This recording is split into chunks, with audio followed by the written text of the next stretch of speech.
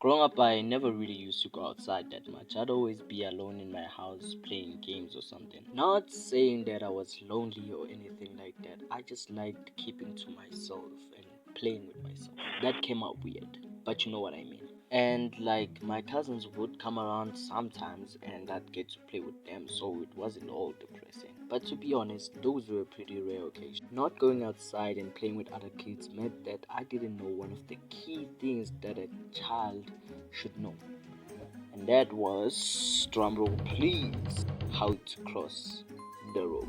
And with the backstory done, story time. I'm a freak.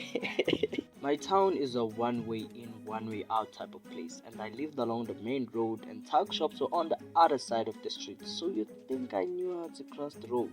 Wrong, cause I didn't. One day, my mom took me to her sister's house, which was on the other side of the street, almost directly opposite to ours.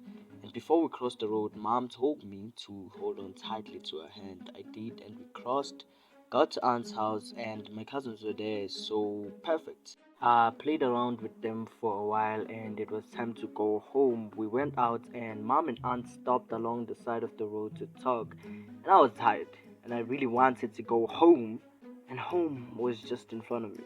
If only I could jump. And mom, this whole time, is holding on tightly to my hand. Now, my two cousins were street smart. They knew how to cross the road.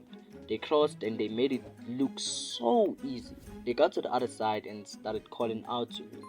They didn't know that I don't know how to cross. But they quickly caught on due to my hesitation, and holding my mom's hand wasn't helping that much.